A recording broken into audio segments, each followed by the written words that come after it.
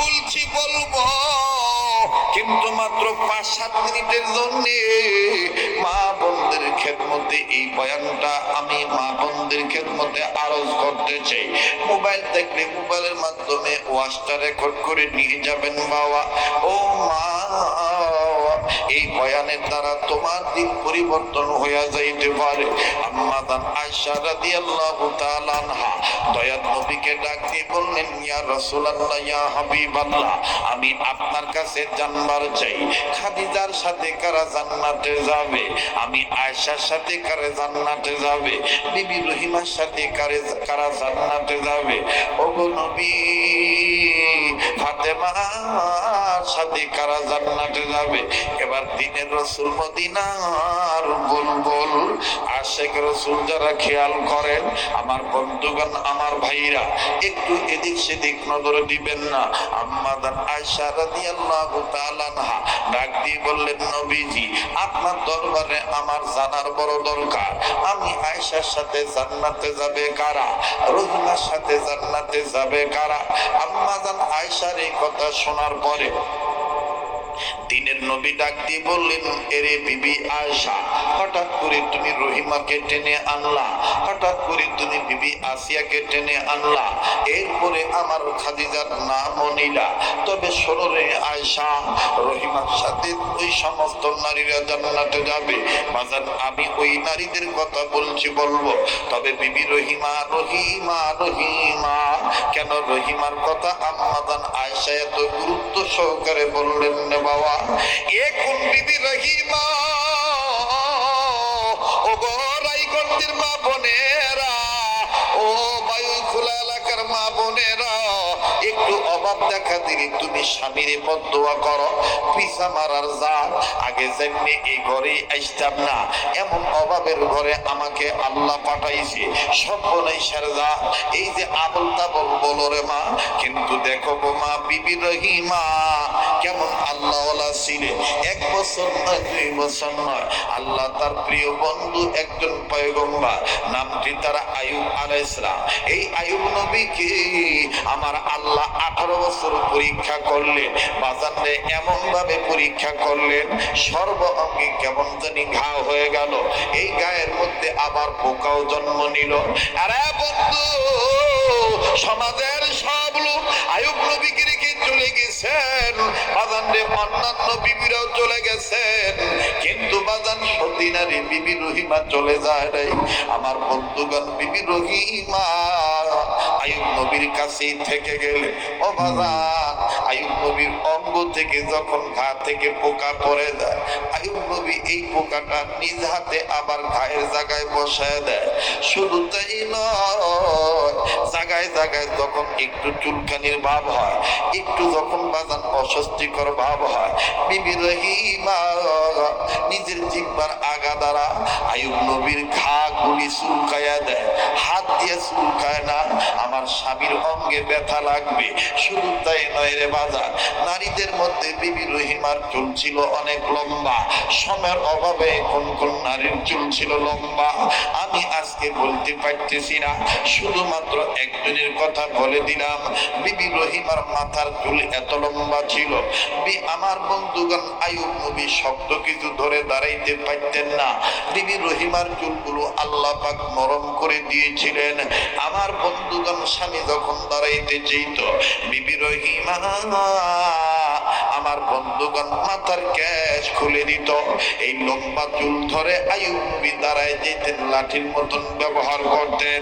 এই চুলের বাদানে মর্মান্তিক একটা কথা এরকম পাওয়া যায়, যদিও বয়ানটা নিয়া অনেক আমার বন্ধুগণ বর্ণনাকারীর আমার বন্ধুগণ ভিন্ন ভিন্ন মত আছে, কিন্তু ওয়াজ নসিহতের ক্ষেত্রে মা বোনদের জন্য উপকারী হিসাবে করা যায়।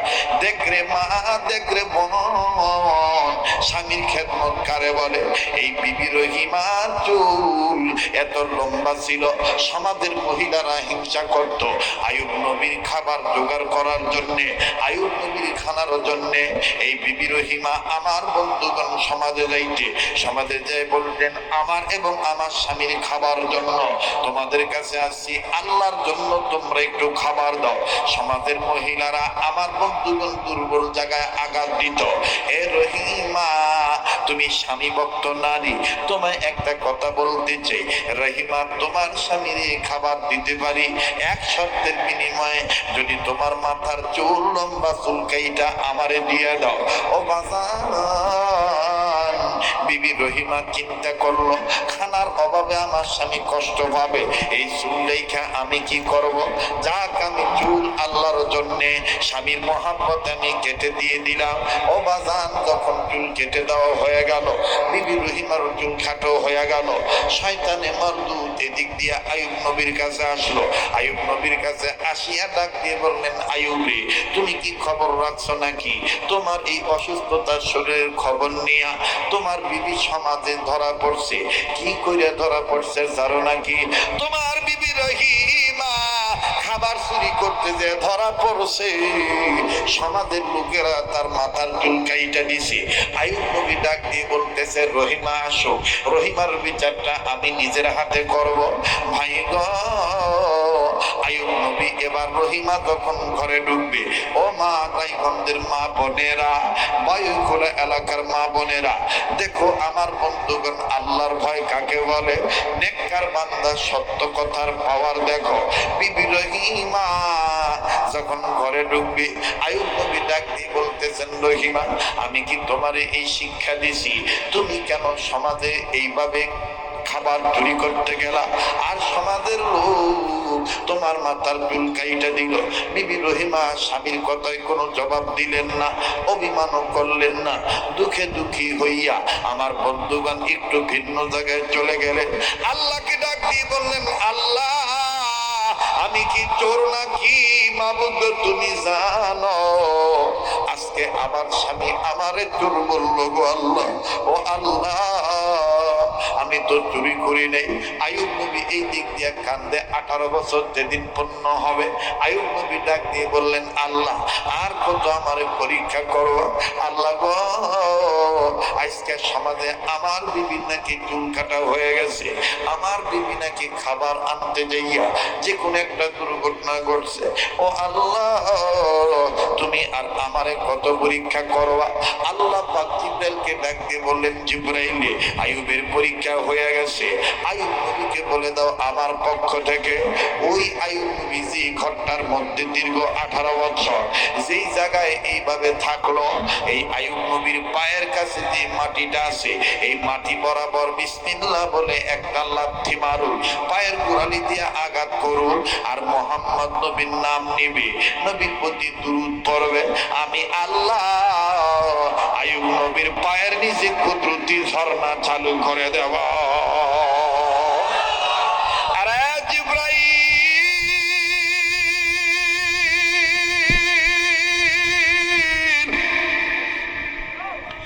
আইয়ুব নবীর কদমের নিচে আমি আল্লাহ ঝর্ণা চালু করে দিব।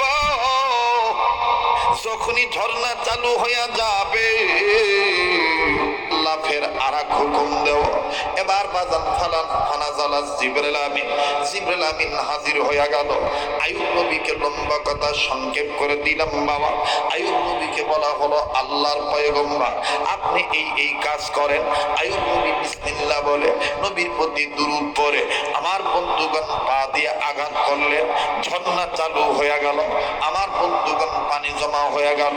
জিবরাইল বললেন, ওগো আল্লাহর পয়গম্বর, ওগো আল্লাহর নবী, ওগো আল্লাহর পয়গম্বর আইয়ুব নবী, আপনি জলদি করে এই কুয়ার মধ্যে গোসল করেন, এই ঝর্ণার পানি নিজের গায়ের মধ্যে ভরা, আল্লাহ পাক পরের খেলা আপনাকে দেখায় দিবে।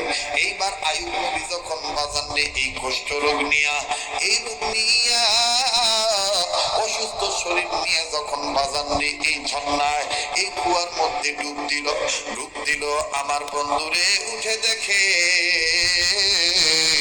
18, 20 বছর, 22 বছর, 25 বছরের মতন যুবক হইয়া গেছে।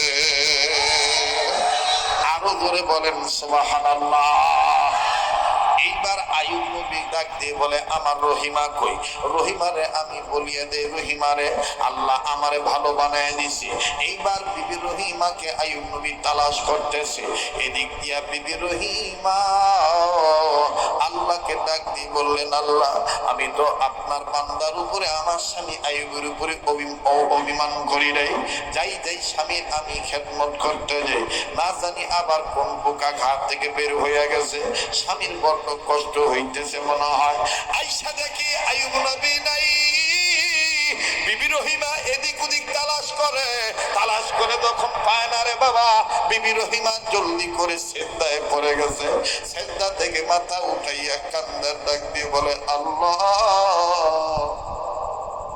স্বামী আমার উপর অভিমান করে বুঝি কোথায় কেন চলে গেছে। ও আল্লাহ, দুনিয়ার কেউ জানুক আর না জানুক গো আল্লাহ। আল্লাহ স্বামী বুঝছে আমি নাকি সমাজে চুরি করিয়া ধরা খাইছি। আল্লাহ গো, আমি তো চুরি করি নাই আল্লাহ। আমি আমার স্বামীর মহাব্বতে পড়িয়া আমার সৌন্দর্যের বিকশিত ফল মাথার চুল কেটে দান করে দিছি আল্লাহ। কিন্তু আমার স্বামীর আমি বুঝাই বলতে পারলাম না। কই গেল আমার আইয়ুব, কই গেল? এরা বন্ধু আইয়ুব নবীর পিছের থেকে শোনে আর ডাক দিয়ে বলে, আল্লাহ আমার রহিমা চোররা, আমার রহিমা আমার জন্য নিজের মাথার চুল কেটে দান করে দিয়েছে। আল্লাহ গো, আমি এই রহিমার প্রতি খুশি। জিবরাইল আমিন ডাক দিয়ে বললেন, ওগো আল্লাহর পয়গম্বর আইয়ুব নবী, আমার আল্লাহ বলে দিয়েছে আপনি রহিমার প্রতি খুশি, আল্লাহ রহিমার প্রতি খুশি। আপনাদের আয়েশা ডাক দিয়ে বললেন, নবী গো ওই রহিমার সাথে কারা জান্নাতে যাবে? আল্লাহ নবী ডাক দিয়ে বললেন, ওগো আয়েশা, দুনিয়াতে যেই স্বামী অসুস্থ থাকবে আর এই অসুস্থ স্বামীর দেখছো না যে স্ত্রী করবে, আমি নবী বলে দিলাম